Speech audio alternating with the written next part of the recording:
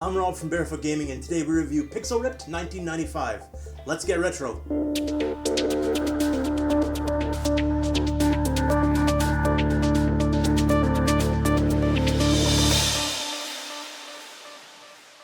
Pixel Ripped 1995 is the second game in the series of Pixel Ripped. There are only two games, this is the second.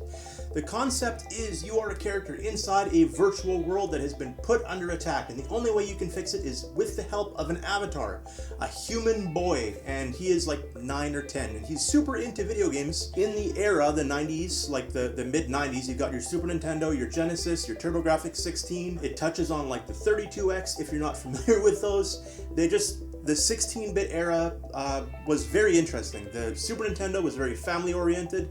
The Genesis was trying to go like a little more hard edge, and it mix and mashes all of those together. And then as you progress, it slips in some PlayStation 1, 32X, games like Sonic the Hedgehog, a little bit of Road Rash, you have like some Crash Bandicoot. They kind of try to mix a couple of different things into what you're playing. And that's while you're using the gamepad. You also have to worry about your mom or your dad giving you grief, or whoever is around you. You'll have to do different distractions in the real world. So while you're holding the gamepad, while you're actually trying to do what you need to do, you might have to pull out a fake gun and start popping things around to distract people. But that's the gist. You're in a video game world and you're trying to fix things. The game consists of 5 different levels, and they are spread out over all of the different systems. So you might be playing at a like Blockbuster knockoff, or you might be playing in an arcade. Now it's available on all the major headsets, the HTC Vive, Oculus Rift, Oculus Quest, all the Windows Mixed Reality sets. It's coming out for PlayStation VR, even though it's not quite yet when we're doing this. Let's get down to the review. How does this game actually stack up? The graphics, I think, look good. I think they definitely hit exactly what they were aiming for. The voiceovers are good. The environments are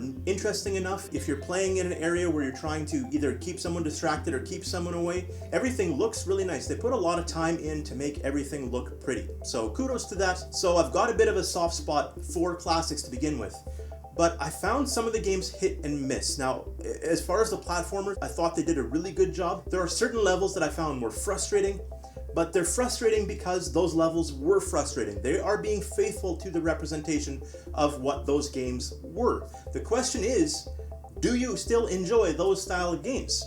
If you like playing like emulators, if you still have fun hopping into older games, I definitely think you're going to enjoy the tongue-in-cheek, the jokes, the everything to this. You'll have a blast.